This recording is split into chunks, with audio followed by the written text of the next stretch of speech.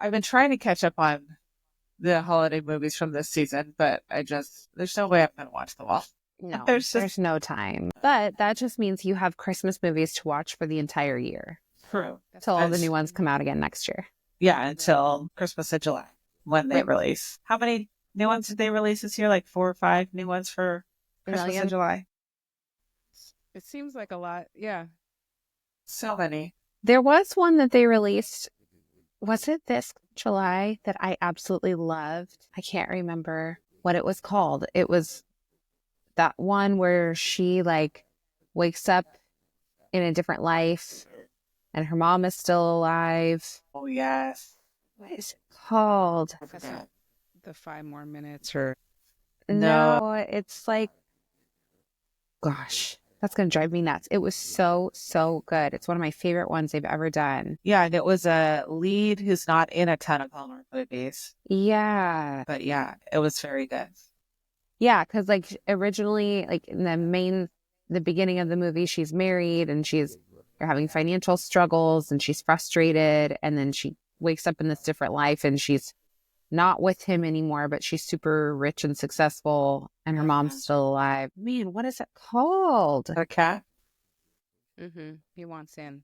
Oh, I was like, I don't think it's my cat. Gosh, I hope he doesn't do that the whole time. Can you hear that? Yeah. Yeah. He's like jumping against the door. Oh my And he'll- gosh, what a He'll stick his psychopath. paws underneath it, and he is a psycho because he gets the zoomies like all cats do. But yesterday, he has this thing where he decides he wants to outrun you somewhere, and he'll like zip right between your legs. And here I am, just getting over this knee injury. Yeah. Right. And he like ran between my legs and then came back for a second, and I like fell into the kitchen cabinet. Oh my doing? gosh. Go away. Yeah, he's a psycho. You can hear him? No. Because I know if he comes in here, he'll be walking in front of the screen, and nobody wants to see a cat's butt at 5 a.m. Or anytime. any time of We day, had for a that matter. Yeah. Take Me Back for Christmas. That's what it's called. It was yeah. not this past July. It was the year before. Oh, it was so good. I So loved good. that movie. Loved it. Yeah. Loved it. Yeah, I intentionally didn't watch that one. That would be a hard one for me, having lost my mom. I'm like, I don't know if I can get through this without being just a wreck Yes. the whole time. Yeah, for Although sure. then we watched a movie that I was a wreck the whole time anyway. You guys, I was not prepared for the level of absolute sobbing that was going to come along with this movie.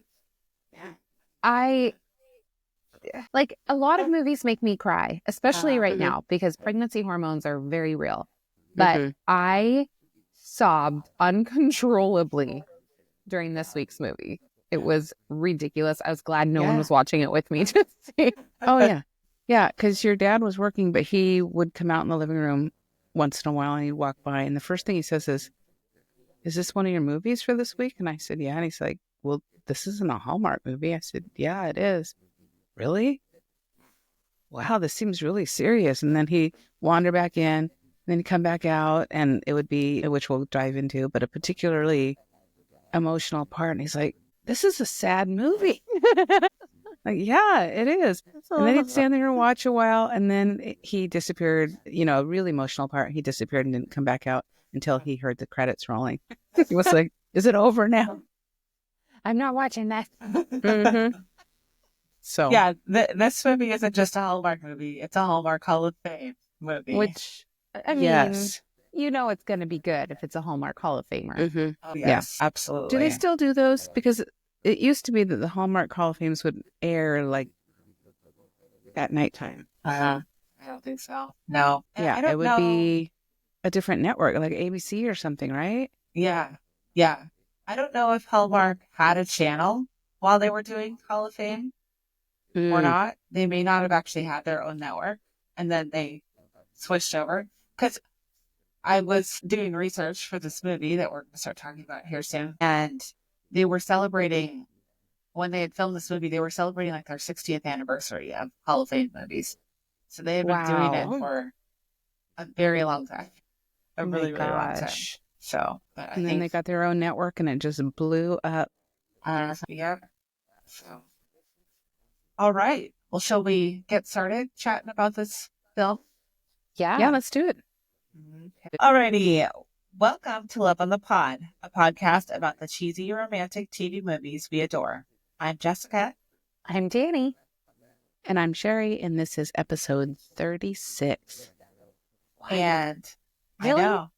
36 episodes. Yeah. Look at us go. Look at I us. know. We're doing it. We really like watching movies. Doing the damn thing.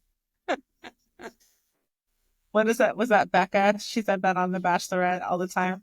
That she was doing the damn thing. Yeah. Mm-hmm. I think that was the last time I watched The Bachelorette. It's been a hot minute. Yeah. Okay. So today we are talking about The Lost Valentine, which is a Hallmark Hall of Fame movie that came out in 2011 and originally aired on CBS. So I'll give you guys a little synopsis of this movie. The Lost Valentine tells the heartfelt story of a young journalist who uncovers the decades-long tale of a widow who has been visiting a train station every Valentine's Day, honoring the memory of her husband, a World War II pilot declared missing in action. As the journalist digs deeper, she discovers the power of enduring love and helps uncover a long-lost chapter of the widow's life, leading to a touching resolution. All right. So this movie stars the incomparable Betty White. She's such a national treasure. Yes. She was 89 when she took on this role. Was she really? Wow. Yes. Yeah. And Was she that one of said- her final roles? It may have been. I actually did not look that up, so I do not know. But I know she continued to do like guest spots on TV shows here and there. But this may have been her last movie. I think she did The Proposal somewhere around the same time period. Mm-hmm. So, but I watched an interview with her and she said that when people would ask her if there was anything in her career that she hadn't done that she wanted to do, that she wouldn't always say it, but in the back of her mind, she really wanted to do a Hallmark Hall of Fame movie. And she was, so she was delighted to be able to have this opportunity to do this movie. That's really cool. Yes.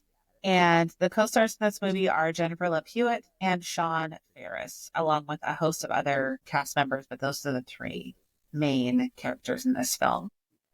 Can we start a petition for Sean Ferris to be in more Hallmark movies? I know. Oh, he's so good. He is so good. Yeah. And I mean, he was in, let's see. Yeah, I don't even know. I don't even know the last Hallmark movie he was in. It was a Christmas one. I looked it up, but I forget. Was what it Gettysburg Christmas a Hallmark one? I don't think it was it?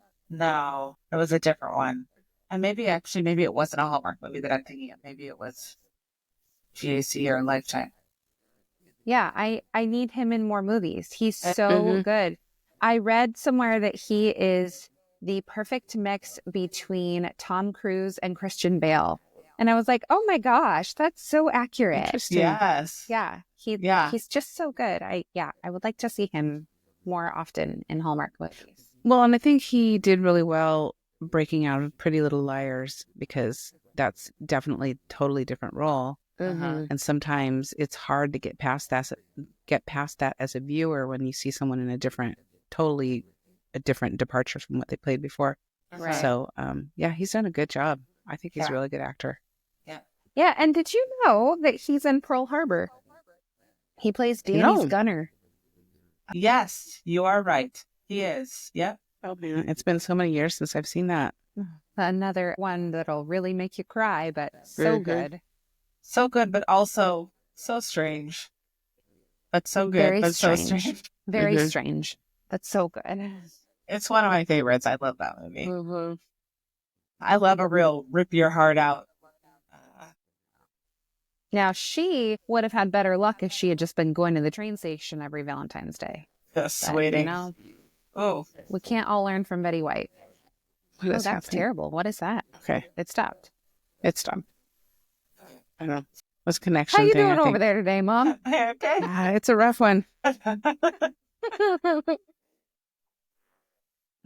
Okay, so this movie was directed by Darnell White, and it was based on a book by James Michael Pratt called The Last Valentine. But after this movie was released and it was successful, he then changed the title of the book and republished it as The Lost Valentine to match the movie. Ooh, I want to read it now. Yeah, he has a series of 4 World War II themed romance books that I just put on my wish list because they look so good. And story, I don't know if you looked at his story and like what inspired him to write this book. It's so cool. So it was inspired by his own parents. His mother, during World War II, his mother got word that her husband was coming home, and it had been, I want to say, like 3.5 years or something since he had been home. She got a telegram that he had reached the East Coast. And once she got that telegram, she went to the train station every day waiting until he arrived. And in her case, this only lasted 3 days until he arrived home. But that was the inspiration for him to write this story. And I thought that was really special. I'd read that it was based on true events. So that's really sweet that it was inspired by his parents. True-ish. I mean, that's a very different story than this movie was. Yeah. But inspired by. Yes, inspired by. It was very, very sweet to know that. Yeah. And it's just, we just don't know that life. And it wasn't that long ago where this was the situation where you would send your husband off and not hear from him and not know if he was coming home. And it's just. Right. Yeah, you hear nothing. I mean, can you imagine 3.5 years not knowing if your husband was going to come home? Ugh. And then you get a telegram and you're like, okay, he's reached the United States. I'm going to just go to the train station every day until I see him, because it's not like he can call you on his cell phone and be like, oh, I'll be there at 2:30 on Tuesday. Right. Yeah. You know? Yeah. And many of your neighbors were in the same boat. Yeah. Yeah. It was just a very different time. Yeah. So my children are up. They're probably looking for the elf. Didn't hide the. Oh, yeah, because as we're recording this, it's the week before Christmas. Yes, it's the week before Christmas. Even though this is our Valentine's Day episode, it is the week before Christmas that we're recording this. And I saw the elf this morning, and he was hidden in a roll of toilet paper, and the baby elf was pushing the roll of toilet paper down the hallway. Wait, you have a baby elf too? Yes, we have a baby You elf. went all out. You got 2 elves. Yes, we have a baby elf. So the baby. Sorry, guys. Oh, stop. It's my mic plug in, I think. Okay. Whatever you do, don't move. Just Freeze right here. I can't look at my notes. I'll just use my eyes. I won't turn my head. Won't drink my coffee. Yes, our baby elf's name is Goldie, and our big elf's name is Noelle. Aww. So that's. So this movie was written. The teleplay was written by Marianne Rodini Spencer and Barton Taney. Filming locations. This movie was mostly filmed in Georgia, which is another popular place for these made-for-TV movies and for regular feature films to be filmed. They used the Georgia Capitol building, the Druid Hills, which is, I think, a neighborhood or a suburb area. I didn't look it up. Okay, we'll go They with used that. they used a home in this area for filming, and I'm assuming it's probably the house that Caroline lives in. And then, you know what? Before I move on, her name was Caroline in the film, correct? Yes. Yes. Okay. Because I watched an interview, and it was one of those like older commercial interviews where you've got the like Dateline narrator over the top almost. Oh, geez. Yes. But they had little clips of Betty White talking about the film, and she referred to the character as Carolyn. So did the narrator. And I was like, I swear her name's Caroline. Yes. But they must have just taken what she had said. She must have misspoke, and then they used it. They didn't double check. Yeah. Okay. Oh, that's funny. So, anyways. And then they also used the naval submarine base, Kings Bay. And they used real sailors in the film. Everybody who was in uniform was an actual member of the military. Oh, Oh, how I cool. love that. Yeah. Yeah. And so was the That's really courthouse neat. the train station? Did they convert the courthouse into the train station? It was the Capitol building, but yes, they I decorated mean, Capitol it. Building. Yeah, to look like Okay. a train station. Okay, so it wasn't a real train station. It looked like it. I believed Sure it. did. Mhm. Yeah. Although I Yeah. didn't see a train ever, but the station looked real. That's true. Yeah. Yeah, we saw a train, but not coming through the station. No. Mhm. But I love a beautiful train station. They're kind of no more. Now you've got like the hideous Greyhound style Yeah. stations. You want to get on the Mhm. train in Seattle, it's Yeah. not a place you want to go. Or even Tacoma. Yeah. Yeah. Yep, It's not like Union Station where it's this grand building or anything. That's a museum area now or Yeah, I was going to say, event do center. trains even come through there? I don't think so. No. It's an The event link goes in front of space it, now. but an actual, it's an event space. That's where I had my high school prom there, so. Yeah, I was going to say, one Oh, of you yeah, had a that's- prom there. That's right. Yeah. All right. So, initial thoughts on this film. What did you guys think? I'm obsessed. It was so good. I cried Yeah. and cried. I don't even remember the last movie that made me cry this hard, but I'm not mad about it. It was so, so good. So good. Yeah. Happy crying, sad crying, wondering what's going to happen. From the very first scene, they do flashbacks throughout the whole movie.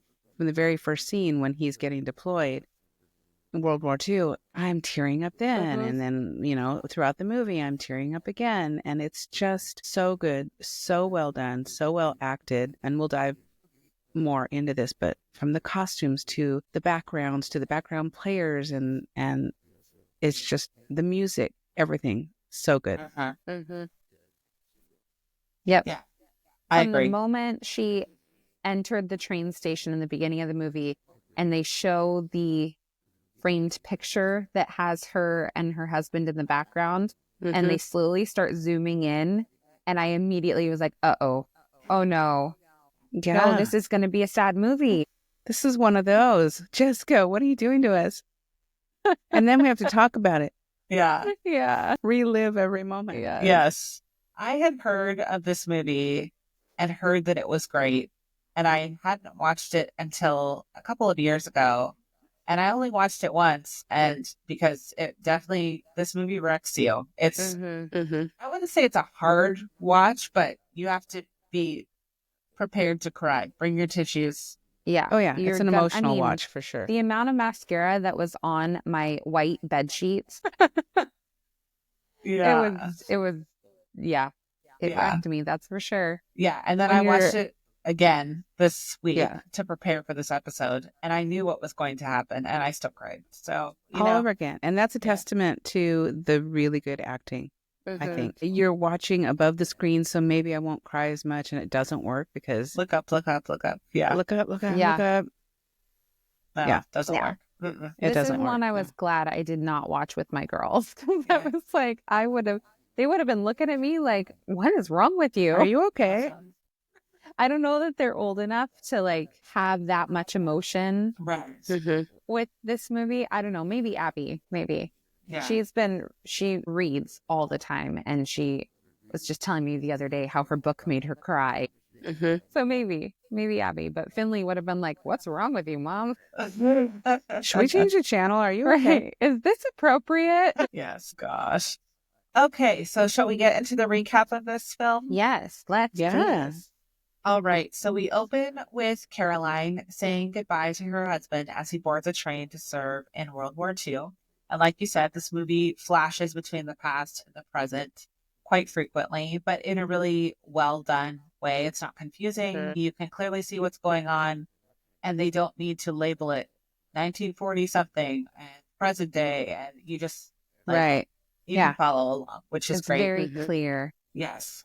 Similar to The Notebook in that respect. It reminded me of that a little bit. Oh, yeah, for sure. So after the scene, we flash forward to Susan, who's a reporter for a news magazine, and she is asked to cover the story of Caroline, who continues to head to the train station every Valentine's Day to wait for her husband, who went missing in action during World War II. And so this kind of sets up the entire plot of the film and what is going to happen. Susan doesn't really seem that interested in the story. She doesn't think it's something that she wants to do. She wants hard-hitting news. Yes. But she works for a company that doesn't do hard-hitting news. No, they do human interest pieces. Yeah. So in the next scene, Susan is turning down a proposal to her boyfriend who travels a lot and whom she's not remotely excited to marry. We see that they have this very long-distance relationship. He's traveling all the time. I don't actually know exactly what he does. It's a photographer. Is he? Oh, that's right. And he only photographs things that are far away, apparently. Apparently. But can I just say that this proposal was terrible? It Oh, was so my. unromantic. They're having It was dinner like a with spur of their the moment kind of friends. thing. Yeah. Yeah, on the back patio of her house. It didn't, and then he just sets the ring in front of her. He doesn't even ask her to marry him. No. And their friends are sitting there all eager, like expecting her to They're say yes. very And I'm excited. just like, don't do that. Don't No. do that. Like, No. bring the friends in after she said yes. Yeah. Have a Yeah, but would you private want them moment. there for that moment? I wouldn't. No, especially not when she doesn't say yes. They can be the ones hiding and taking the photos or the video, but right Yeah. in the moment, you want it to be just the two. At least I would want it just to be the two of us. Yeah.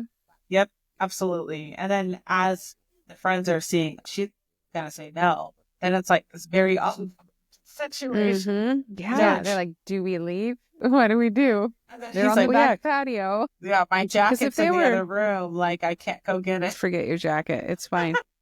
Unless your keys are in the pocket. Yeah. I Right. mean, at least if they were just taking video or photos or something, they could dip out and be like, okay, we'll catch up with these I'll see guys you later. later. They need a moment.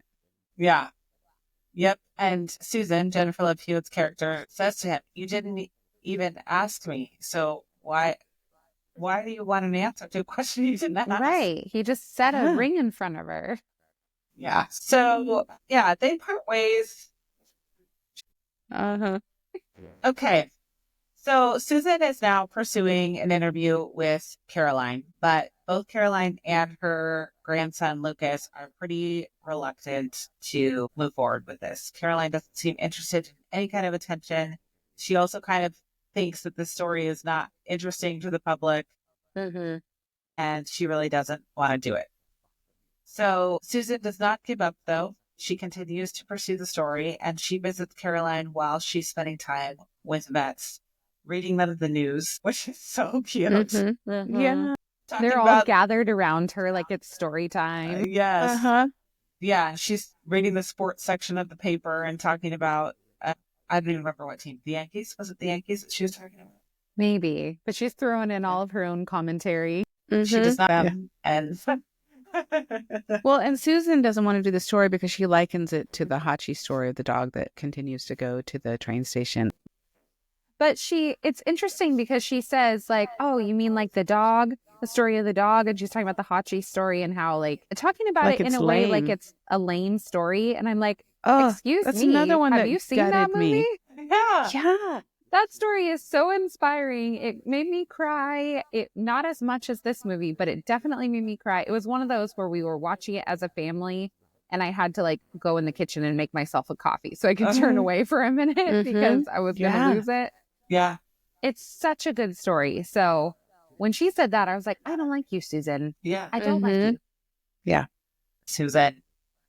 Okay, so after spending some time together, Caroline does agree to do the interview with Susan, and Susan is super excited all of a sudden. Now she's happy. She's ready to do the interview. She's like, yes. Okay, so then most of the rest of the movie is Caroline proceeding to tell the story of herself and Neil, interspersed with present-day scenes of Susan and Lucas. So we see that Susan is falling for Lucas, even though she's still technically dating this other guy, Alex. They've taken some space, but they did not officially break up. So she's getting her flirty flirt on with Lucas, and he is doing the exact same thing. He's responding. Yes. Yes. He likes her a lot, and he's not having it in any way. And I'm like, Susan, just call Alex and just break up with him. Right. Yeah. You don't want to marry him. If you don't want to marry him, why continue dating him? Yeah. It's silly. Doesn't make any sense to me. Yeah. She knows. Yeah.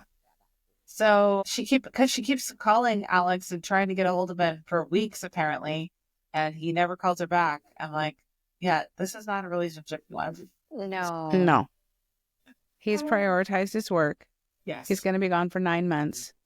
So there's your answer right there. And then come home and then leave again the next day. Yeah. Mm-hmm. Yeah. So during the course of this retelling, we get to hear about Caroline and Neil meeting, them getting very quickly engaged and married, which I think, although I did not do research on the subject, I think this was a fairly common practice, especially during the war. If you fell in love with somebody who was a soldier, you were going to get married quite quickly. And it does still happen like that today sometimes as well. Sure. And the character of Caroline did say that as she's telling the story. She's saying it was a different time back then, and we knew because of the war that you don't waste time, you know, because you don't know how much time you're going to have. So they got married, right? And they had known each other for a long time. They had gone to school together. He had moved away and then come back, and then they reconnected and fell in love. Yes. But he does say later on that he was always in love with her, even when they were younger. And I just thought that was so romantic. Yes. Yeah. So we see them getting their first home. They're fixing it up because it is a real fix room.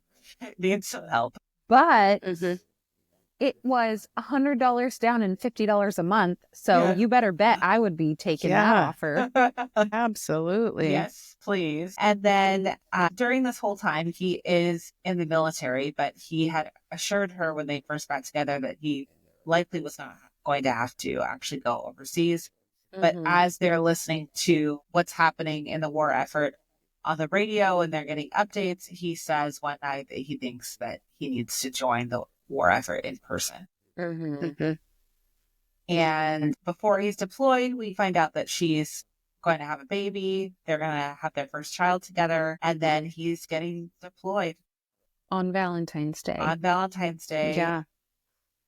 And the very last part of the story that she tells is getting a telegram notice that Neil was missing in action. And she talks about seeing all the other neighbors getting telegrams and how that was the last thing that you wanted. You didn't want Western Union to show up at your house because that was bad.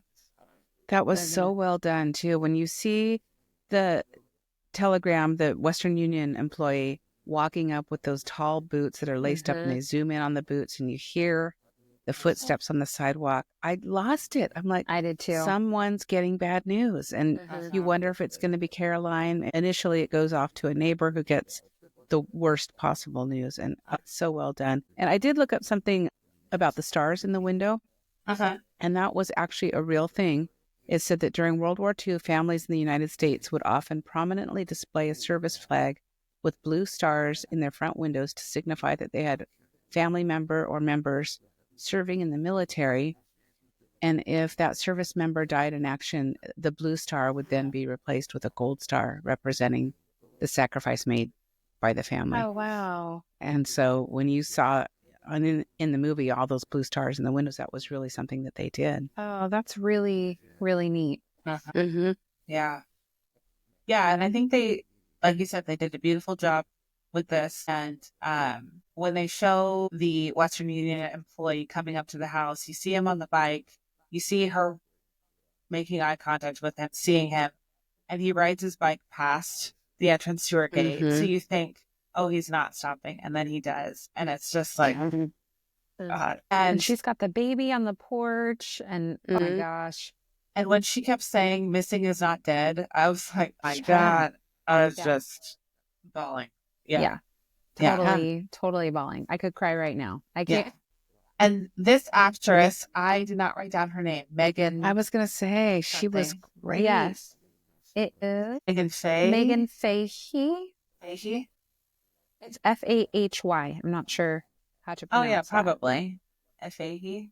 She was in The White Lotus. Yeah. So this was, I think, her first film. And she's like, according to IMDb, I think she's in the top 200 celebrities right now that are like being, because she was in The White Lotus. And The White Lotus, it's a very popular show, super good. But I never would have recognized her. She looks completely different. Her hair is different, you know. And this movie is old. Their acting was so natural. The way she'd look at him and the big smile on her face when they're dancing and the sprinklers come on. And that pink dress when they're out in the yard, the button up that had the shorts underneath it. So cute. Really fitted on top. It was so cute. Just all the styling was just immaculate in this movie. Every little detail, the family photos on the mantle and the way the house was styled, like an older woman would have, all her mementos and her memories and pictures of her husband hanging on the wall. It was just beautiful. Yeah. Yeah. Yeah. And I liked that when we're looking at her when she's younger, her hair is styled for the time, but it's not overdone. It's not like, Mm-hmm. oh, you're going to a party every day. It's normal, like, oh, yeah, she's a Yeah. mom. Her hair's just kind of pulled back. It looks like relevant for the time, but it's not. It's not like, oh, she put it in all these pin curls and did all this stuff with it because obviously she has a baby. So, Right. yeah. So Susan now is going to start to dig into what happened to Neil. She decides that she wants to figure out what has happened to him because obviously Caroline never found out. She knew he was missing in action and never heard anything after that or got any kind of closure. So, Can you imagine that? yeah. Not only is your husband gone and not coming home, but you don't know. He's You just don't know. missing. He can come home at any You have time. no idea. It could be 10 years, all of a sudden he shows up at your door. I can't imagine, like, every time you hear the phone ring, every time someone knocks on your door, every time you go check the mail, like, just thinking maybe something, maybe I'll get some news. Yeah. And at I what can't point do you imagine. move on, or do you? Right. I mean, I feel like I couldn't. Yeah. How can you when you don't Not that know? not that it would be bad. 10, 15 years have gone by and you want a life partner, but still there would always be that, what if he comes home and he sees that I've moved on with somebody else? I think I would be in her same boat where I'm just waiting. Yeah. Well, yeah, I mean, we saw it in Pearl Harbor. What happens when you move on? And then they come Although back. in Pearl Harbor, don't they tell her that he's dead?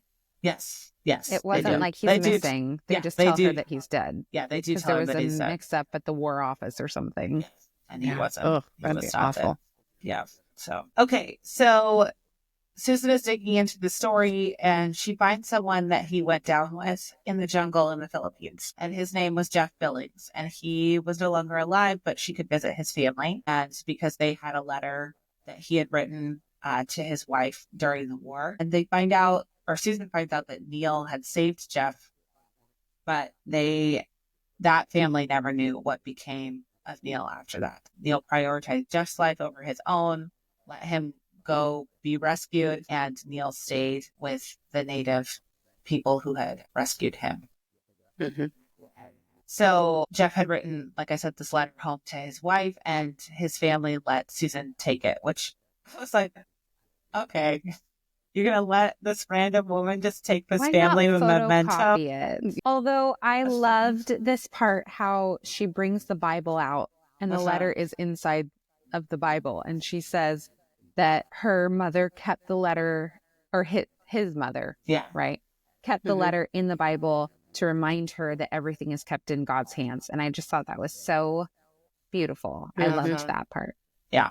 That was sweet. So, yeah, it was super sweet. And then they allow Susan to take that so that she can go and tell Caroline about what her husband sacrificed and then try to figure out the next part of the story. So we're going to continue to see Susan working to reunite Caroline with Neil. And they finally discover this is where Alex helps a little bit. Alex redeems himself as Gauche. And because he happens to be in the Philippines traveling, and he can find this random man because he has connections. They're looking for this random man who had helped Neil, who lived in the Philippines. Needle in a haystack. They only had his first name, and it was magic. Alex found it. And even more magical, he also speaks English, so that's wonderful. Yes. And remembers all of it. Remembers all of this. Now, I wouldn't put it past somebody to remember this because I imagine it would be a very life-changing, life-altering situation. Sure. But yeah, I don't know. Maybe a lot of people who lived in the jungle in the Philippines spoke English back then, but I don't think they did. Honestly, I don't know for sure. I have not done the research to comment on that specifically, but I think they were lucky that he spoke English. Yeah. So Susan was able to get him on a Zoom call with Caroline, and Caroline had never done a Zoom call, did not know what that was, but was thrilled to be able to talk to him. And this gentleman told her the story of what Neil did, how he sacrificed, and unfortunately how he was killed by Japanese troops. But he was killed rescuing a little boy. Sweet little boy. Yes. So this was another really emotional scene. Betty White just did a phenomenal job. She just did a great job for this entire movie. There wasn't a single moment where she was off. So now she has the understanding of what actually happened to her husband, that he did indeed pass away, and that she spent 50 years going to the train station for no reason. But that's okay. That's But this man remembers where they buried him. Yes, they marked it with a cross. He said, yes, I can absolutely remember where they buried him. So the military is going to go and exhume his body, bring it back stateside, begin the identification process to make sure it's really him. And then if it is, be able to deliver his body to his family so that he can be buried in the States. Now, this was the only place in the timeline where I felt like they didn't do a great job at like really showing how long this was going to take. Jennifer Love Hewitt's character said this is going to take a long time, but then the next scene, he was back in this, like just about back in the States and back to the family, which if I had to guess, I would say probably 6 months to a year this would take, maybe longer. Just to even get permission to go to another country and dig up a body would probably take a very long time. So that was the only place in the timeline where there was a little bit left to be desired, I thought. Yeah, they could have shown her continuing to wait and maybe develop Susan and Lucas's relationship a little bit more along the way. Yes. To show just how long it takes. Yeah, for sure. But this movie was already an hour and 36 minutes, so they had to move it along because that's really long for a TV movie. They're usually an hour 30, an hour 28, something like that. So they probably needed time for commercials. So, all right. So his body is exhumed and is brought back to the United States. We see that he has been identified. We have military officers who do show up at Caroline's house to return his personal effects, which I was shocked that he had personal effects. That many years later. It makes sense that they would have buried him with them, but I was surprised that he would have even still had them on him.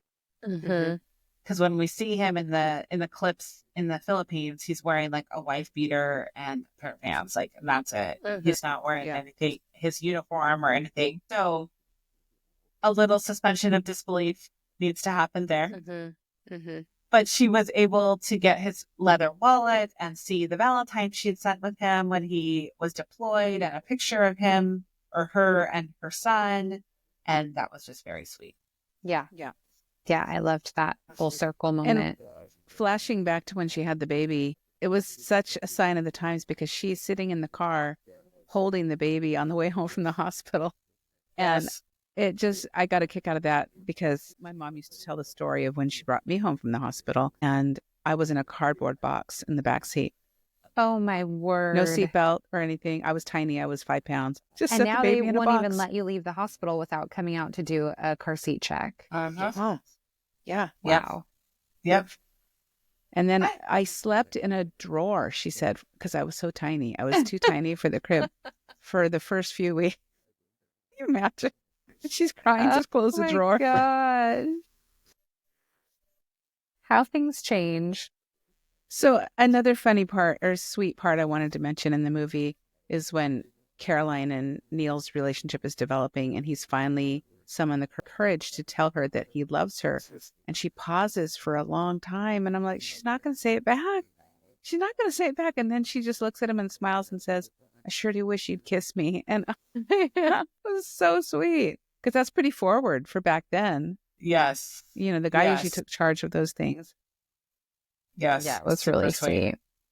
Yeah, I loved watching their relationship develop and like watching their story. I liked that Susan and Lucas had their own kind of love story going on in the background, but I really appreciated that like the focus was on Neil and Caroline. And their story. And I thought it was just really sweet to see that develop and then to see now Susan and Lucas are starting to have this love story as well. But it didn't overshadow. Right, exactly. Yes. There were a few moments, though, between Susan and Lucas that I felt were very weird. There was this one scene, like when they barely even knew each other, she's standing there with her hands on her hips, and he's like, "Is your lower back hurting? You might need to stretch out your hip flexors." What a weird thing for somebody to say to someone. Uh-huh. And yet he's a physical therapist, so like maybe he's picking up on some signs. But if someone said that to me that I don't know very well, like you might need to stretch out your hip flexors, I'd be like, I'm uncomfortable. Okay. Don't Talk go about my away. hip flexors. And then she comes to his like place of work at one point, and he's trying to teach her some stretches to do to help with her lower back pain. And he's like, "You take off your heels," and she's like, "I don't take my heels off ever." I'm like, maybe that's why your back hurts. Like, Yeah. probably You should think? take them off. Yeah, that was a very weird thing. It was weird. Yeah. That could have been left out. It Yeah. wasn't Mhm. necessary. Yeah. For sure. Yep. So after Carolyn receives these personal effects back, then we find out that he is going to be delivered to his family at the train station on Valentine's Day. Susan was able to get some strings pulled within the military to make it happen on this specific day. So the story could kind of wrap up in this beautiful way. And that he was going to be receiving the Purple Heart Yes. and a multitude of other. Purple Heart, Silver Star, and the Navy Cross, I believe. Sure, that sounds right. I believe those were the three that they were going to give him posthumously for his heroic service. So then everybody's at the train station, and we see Caroline walk in and sit down.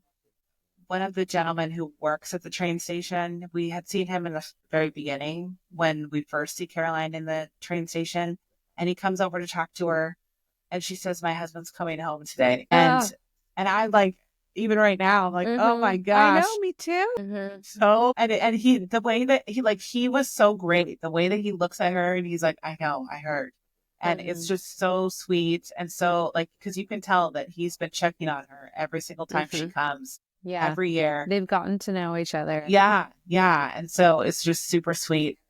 And then we see they do a full, I don't know what it's called, but their ceremony that they do when they bring in the coffin. It has the American flag on it. Dozens and dozens of military officers are there to pay tribute to what is happening. And holy cow, did Betty White knock this performance absolutely out of the park. Gosh, she shines. When she gets up and just stands there in front of the procession and she puts her hand on the coffin, I can't even talk about it. Yeah. I know. I'm tearing up. Yeah. Because we know her as Rose from Golden Girls, and she's funny and she's ditzy, and she's so not any of those things in this role. She's very, I mean, there's some cute moments where she's funny, but she's serious, and she's such a great dramatic actress. And they pan around, and everybody, all the other actors are crying, and you get a sense that it's really genuine, that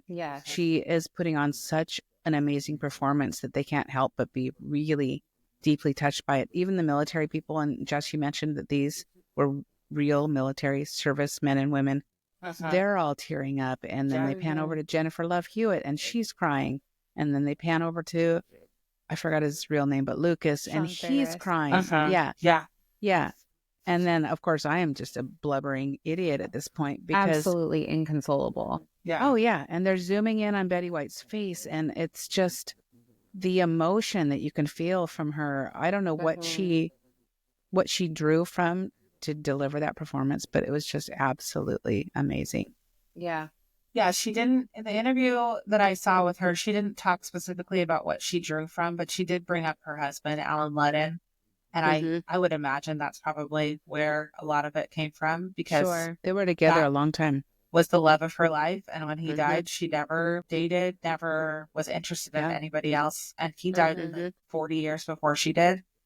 So that's probably where a lot of it came from, I would imagine. Yeah. But she just did a beautiful job, and they really let the scene breathe. They didn't cut it short. It wasn't quick. They let her have her moment of grieving, But then when the officer comes over and takes her by the shoulders and pulls her away, that was just so sad. But so Yeah. well done, because he Yeah. did it in such a like gentle way. Like, we have to move this forward, but he gave her that time. Yeah. And he was it wasn't like, okay, we need to move this along. It was like just a very gentle, like loving Yes. response. And so Yeah. Yeah. And you can really see in this scene, like, she never got to grieve. She never got to have this moment because she never knew. Right. She probably held on to hope that he was alive for all of this time. And so she never got the opportunity to grieve. And so this was just beautifully done. And she looked great in that red suit too. She looked so pretty. did. Yeah, she is so beautiful. And well, we named our car Betty White. We have a white car, and her name is Betty White. Didn't know that. Yeah, yeah. You That's see it on the awesome. screen when it comes up. It says Betty White in the corner. Oh, that's awesome. Yes. So the last scene of the movie, we see the entire family, including Susan, going back to Caroline's house. And Caroline has this rose bush that is by her front porch. And it was the first rose plant that Neil had planted at their home. And it looked dead. But she, in a previous scene, had asked Lucas, don't dig it up. Because he was just going to take a shovel to it, just rip it out. She's like, she's like, cut it down and give it another chance. And when they come back from the processional, it has a little bud on it, which was super sweet. Yeah. And then we see her just kind of reminiscing in her own head, hearing music in her own head of like watering the flowers. And then as they pull back, we see who we can only assume is Neil, with his arms wrapped around her, swaying back and forth. Yeah. You never see his and face. again, I'm a blubbering mess. Yes. Oh, yeah. Yeah. Yes. And that rose moment was so sweet because it's like, you know, it's finally coming back. And so it's kind of this parallel to her husband finally coming back to her. Oh my gosh, here I go again. I'm getting emotional. But that tells you just how well this movie was done. It really touches you. And obviously we all loved it. So the only scene that I did not love in this movie was this ending scene with the pieces that they put in with Lucas and Susan. I felt like it was a little forced. We see them. Oh, when they're in the sprinkler? And then they just stand there and get sprinklered on. Like, I loved it because that happened to Neil and Caroline. And so it was like this really sweet parallel. I loved it. I just felt like it was on the nose. I wish that they had like shown Betty White, like seeing them through the window. Yeah. I thought that would have been really sweet. Yes.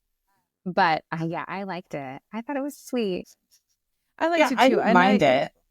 I don't think it took away from Betty White's story, Caroline's story. But I like that idea, Danny, where she could have been watching through the front window and have a smile on her face or something. And so that she's the last thing that you see before credits roll. I would have loved to see that. Yeah, because they're the last thing you see. They pull back on them in the sprinklers and then it's over.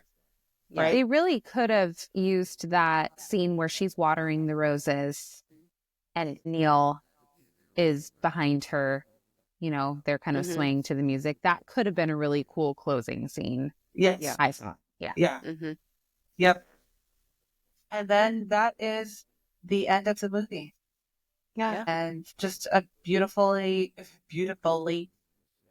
done film. Just wonderful. And I honestly have no idea if they air this on Hallmark anymore, but I watched it on Hallmark Plus this time. Yeah. You can watch it on Hallmark Plus. I think I saw it last year on Friendly on the Hallmark channel. Yeah.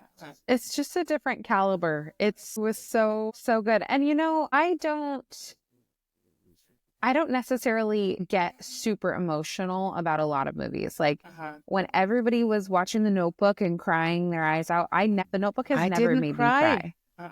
I don't know what it is about I don't that get movie. it. I don't know. I like it. I like the movie. I enjoy it. It's never made me emotional. Didn't make me cry. This movie or any movie where a dog dies, holy moly, just absolutely wrecks me. And you know what? There's one movie There's one other movie I can recall in my life that made me cry this hard, and that was My Sister's Keeper.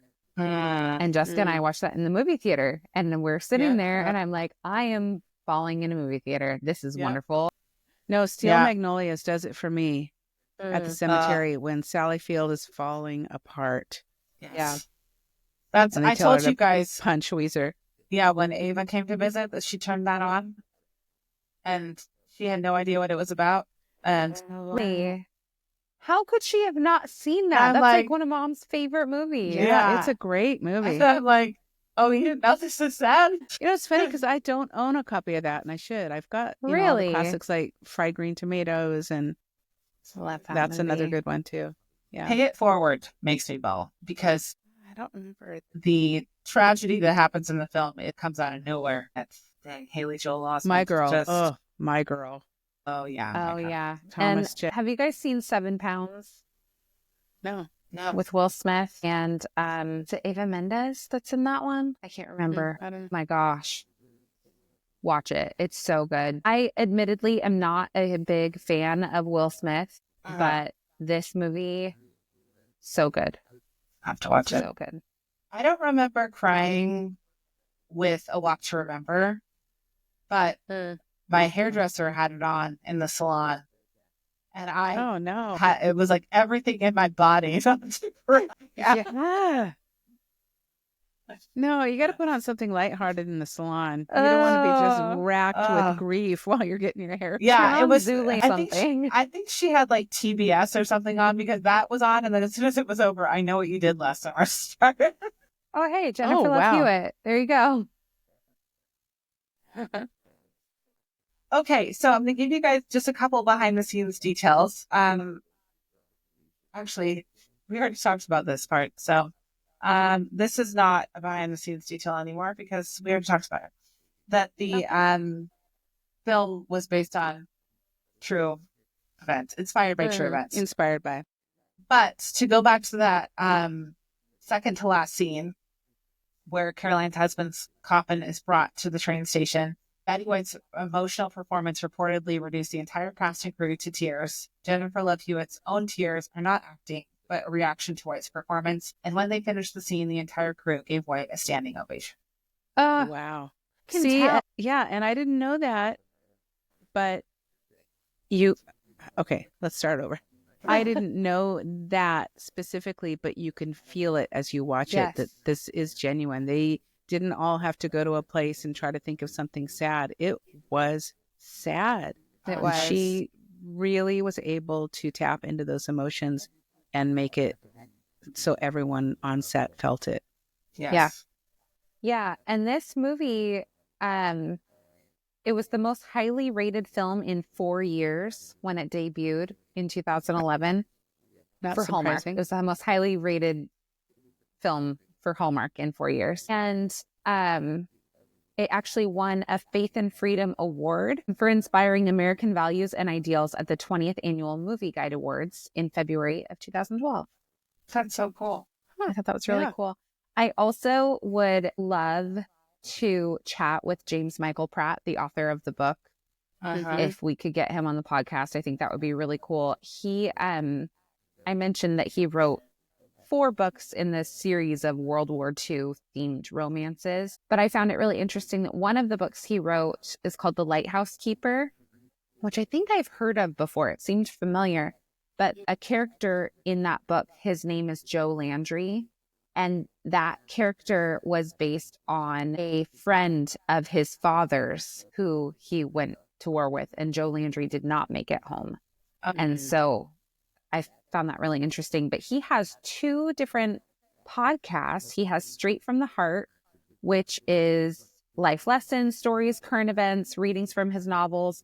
And then he also does one called Sundays with the Author, where he reads a chapter of the Bible and shares what he's learned. So interesting. That was really cool. Huh, that's really cool. Yeah. Yeah, we should try to get him on the pod. That would be great. I did want to mention one other character that we haven't talked about yet, and that is Jennifer Love Hewitt's hair. Like, this is peak early aughts hair. This is what I would have wanted in my dreams. Yeah. Just huge and curly and bangs for days and just And the slight bump it in the back, not too Yeah. big. Mhm. And it just- looks healthy and full and everything that I've ever wanted and will never have. and I'm sure it's extensions. I'm sure it is. Oh, for Oh, sure. yeah. Yes. But this is what I went to 2 proms in my life, and the second prom I went to, I used a picture of her as my updo inspiration, and her Oh. hair was in this phase. It was the Yes. bangs and oh, All Love the it. layers. love it. Yeah. Yeah. So her hair could have its own show. I love it. So pretty. And the whole idea of wearing heels everywhere she goes, I Uh-huh. mean, so millennial, Yes. so true to that period of time. And I see these reels on Instagram all the time where it's like what millennials wore to the club and what people wear when they go out now. And like, Yeah. people are smarter now. They wear tennis shoes, but we were like, Yeah. yep, gonna put on my 4-inch heels. And And by my the end of the blazer. night, I'm carrying my shoes and walking barefoot on the disgusting Uh-huh. city street. Yeah. Well, Well- I worked in retail in the late 80s and I wore heels every single day. Every Even day. all the way through my pregnancy with Jessica. Yeah. 8-hour shifts and I'm in the heels the whole time and I wonder why my feet are so jacked up While now. you're pregnant, I can't imagine. Yeah. No. No. I'm not going any Yeah. higher than like an inch and a half. Yeah, it was Forget it. crazy time. That was And they're the going to 80s. be like boots with a thick heel. I'm not wearing. Yeah. Yeah. Well, there's always those reels that are talking about how business casual had such a chokehold on it. Oh my gosh. Yeah. Transition from work straight to the club. I'm like, sock bun, blazer. I loved me a sock Statement bun. necklace. Mm-hmm. Peplum top. Yeah. Mhm. Yeah. Pencil skirt. Mm-hmm. Gosh. Ugh. Yeah. What a time to be alive. Yes. All right. So we're going to play a little game. And I struggled a little bit trying to figure out a game that would be appropriate I know. How do you play a game? when Who this can movie- start crying first thinking about this movie? So I decided Cry on let's do, cue. let's do some Betty White trivia. Oh, I Oh, like nice. it. So I have 5 questions. So first to 3 is going to be the winner, but I'll still go through all 5 questions because why the heck not? Okay. What year did Betty White make her television debut, making her one of the first women to star in front of and behind the camera? And I'll give you choices. Was it 1939, 1949, 1955, or 1960? I'm going to go with 49. So that's what I was going to say, Mom. Well, you can both give the same answer if you want. But then how will someone win? We need a winner. there's Fine. no prize, guys. 1949. No, if you're both wrong. Sorry. Oh, come on. It was 1939 with the sitcom Oh. Life with Elizabeth, and she was the first woman to produce and star in a sitcom. Wow. Way to go, Yes. Betty White. That's Yeah. awesome. Yeah. I know, Betty. Good job. That is groundbreaking. Yeah. Betty White was an animal lover and advocate. Which animal was she especially known for supporting? I won't give you choices on this one. Dogs? Yes, dogs. You're like, are you We looking both for a said specific breed of dog. dog? Is it Bichon? Great Danes. Okay, this next one is really easy, but I'm gonna ask it anyways. Actually, it's a 2-parter. So Betty White was originally cast as what character in The Golden Girls? Wait, she was Rose. originally cast Oh, as a different originally? character? Yeah. Was it Blanche? Yeah, that's what I would have guessed. Oh my gosh. I'm That so would have glad been they a totally changed different. it. Yeah, and where was Yeah. she from? She would always Uh, talk about Saint Olaf. Oh, yeah, Back in Rose is St. from Olaf. St. Olaf. Is that even a real place? I don't I think don't so. know. It's like in Minnesota or Nebraska or Uh-huh. something. But why Yeah. does she have such a southern accent? No, Rose is from St. Olaf. Oh, Rose. Not is. I thought you were Rose. talking about Yeah. Blanche. Oh, Okay. no. Yeah, so the producers originally had Betty White in mind for Blanche, and they had Rue McClanahan in mind for Rose, and they each actress fought respectively for the other part because they thought they would be a better fit for. Yes, and they were right. Yes. Yeah, that's like on absolutely. Friends, because didn't Monica originally, or Courtney Cox originally read for Rachel? Yeah, she did. And then Oh, they brought, that would have been weird. yeah, and then she Mhm. said, I think I could play Monica I'm more better. Monica. Yeah. Yeah. Yeah. Interesting. Betty White holds the Guinness World Record for the longest TV career for a female entertainer. How many years did her career span when she won this award? I'm going to say 80. Dang it. I was doing my math and I was going to say 80 years too. You counted faster than Copy. me. You can't copy me. We're wrong. We're both wrong. I can tell by Jessica's face. Okay. 81. So her career did last over 80 years. When she won the award, it was 74 years, and she still holds the record. I'm closer. Wow. So not the Price is Right. My free car. Okay, I last want question. a Frigidaire. I want a jet ski. Can you imagine going on that show and coming home with like a barbecue? Are you kidding? They gave away some crazy stuff, like a sailboat. What am I going to do Yeah, with that? yeah, Now I have to pay for the fees to like Uh-huh. keep it at the marina. yeah. Get it home and the I don't know how to taxes. sail. It's You Kevin. Look at Dexter Right. looks like Kevin with his I hair. know he does. Yeah, he does. You say hello? No, you just want to sit here. You okay? You know what's interesting is I think it's all the actresses on The Golden Girls. They were in their 50s when they played those roles, and the styling made them look so much older. Yes. Yeah. Especially the mom. Estelle Getty, yeah. Yes. Because she was about the same age as the rest of them, wasn't she? I think she was, yeah. I'm pretty sure she was younger than B. Arthur, and that was supposed to be her daughter on the show. Yeah. I mean, they made her look old. They did a Yeah, good job. they did. And she played it so well. Okay, so last question. Betty White appeared as Professor June Bauer, a quirky anthropology professor, on which sitcom? A. Community, B. Parks and Rec, C. The Big Bang Theory, or D. 30 Rock? Oh, I didn't watch any of Community? those shoes. I'm going to go with Parks You don't and Rec. watch any of those shoes? Shoes shows. I don't like those shoes either. The answer is What kind of Community. shoes did you wear? Yeah. Oh, ding, ding, ding. You won the Jen Ayers range. So I have to tell you, I used ChatGPT to help me come up with these questions. And the original final question was, what character did Betty White play on Friends when she debated about dinosaurs with Ross? And I was like, none? What? She was never on Friends. And then ChatGPT was like, oh, you're right. I made a mistake. Oh my God. That's why you never trust AI. No. So then I went back and researched all these questions to make sure the answers were Make correct. sure it's true. Yeah. I read an article the other day that was terrifying. AI, something about some kind of AI was caught lying to the developers and tried to reprogram itself to avoid getting shut down. I was like, this is some Terminator stuff and I want nothing to do with it. Yeah. That is Can we scary. stop with the AI, please? It's really scary. Bring back Yeah, real that's people. terrifying. please. I know. Yeah. Yeah. No thanks. I All was right. telling Jordan about it, and then he turned on the Matrix. Decided let's. Or iRobot. Yeah. Terrifying.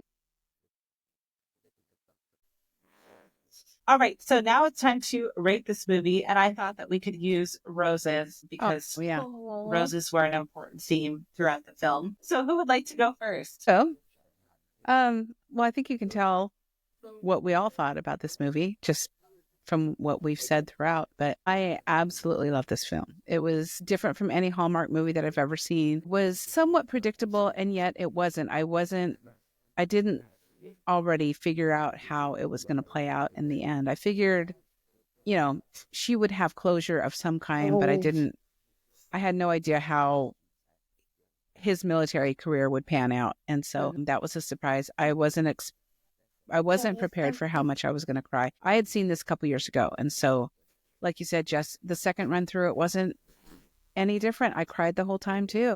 I loved all the touches, the costumes, the hair, the music, the way they styled the house, her little interactions with the men at the veterans' homes. I thought that was a really nice touch to show that she was still really connected with that community. All the acting was top notch. You could really feel the emotion especially from the last scene, but throughout. I would definitely recommend. I would definitely watch again, and 5 out of 5. Loved it. 5 roses for this. Can I give it a whole bouquet of roses? This movie was so good. It was so good. I love a good historical fiction. I love a good romance. And this was just pull at your heartstrings in all the right ways. The acting was spot on. The casting was spot on. The costumes made me feel as though I had been born in the wrong time. It was just so stinking good. And I had this like emotional investment in the movie. I felt connected to the characters, where when we're finding out what happened to Neil, and I'm like, he's alive. He was alive. Like, she's getting this telegram, and she was right when she was saying missing is not dead. He was still just missing. And it breaks my heart that they weren't able to like connect before he actually did pass away. And it was just so good. So yeah, an entire dozen roses for this movie. Yeah, so good. I feel like it's one that you could, I mean, it would have to be the right crowd, right? But to watch with your girlfriends for Galentine's or something, it would be so fun. As long as you had a hefty supply of tissues. For sure. Yeah, and I'm planning a Galentine's brunch. It's going to be everybody bring. But I don't think that I should I'm show going to this be movie. ready that soon to watch this again. No, definitely not. Maybe I'll wait till after I have this baby to watch that one again. Yeah, there you go. Okay, I guess I should give my rating for this movie. Okay, I totally agree with you guys. Love this movie. Just a few tiny little things that I had comments on, but they did not take away from the overall theme of the film. The acting was great. I think it could not have been better cast. And I would really like to read the book. I'm interested to see if it's different from the movie and how different it might be. But I felt like the teleplay was wonderful, and there was nothing that felt like cheesy or cringy or anything like that. So I am also going to give it 5 roses. Nice. And don't you feel like if you go back and read the book, you will absolutely visualize these characters in the roles? Yeah. 100%. For sure. For sure. So, all right. So next week, we are going to do a roundup, and we're changing our roundups a little bit by bringing it down to one movie each. We're each choosing one movie, because 2 movies each was just too much for us to try to all watch. So if we do one movie, then we can pretty confidently say that we can watch all of them, and then we can chat about it. So next week we are doing winter sports themed movies. And I'm not admittedly always like a super fan of the sports movies. It's not usually the ones that I choose to watch. So that's why I picked this theme, because I figured, why not? Why not choose something I don't like? Lean into the... Yeah, try something new. It's good. Yes. Okay, so be sure to follow us on Instagram at loveonthepod, and share your episode thoughts or ideas by emailing us at loveonthepod@gmail.com. Plus, you can text us with future movie recommendations using the link in our show notes. If you love this episode and want to hear more, please subscribe to the podcast as we drop new episodes weekly. So whether you're searching for a long-lost love or finding joy in a new one, we hope your Valentine's Day is everything you want it to be. Have a great week, and we'll see you soon. Happy Valentine's Day. Happy Valentine's Day, and happy birthday to me. Bye.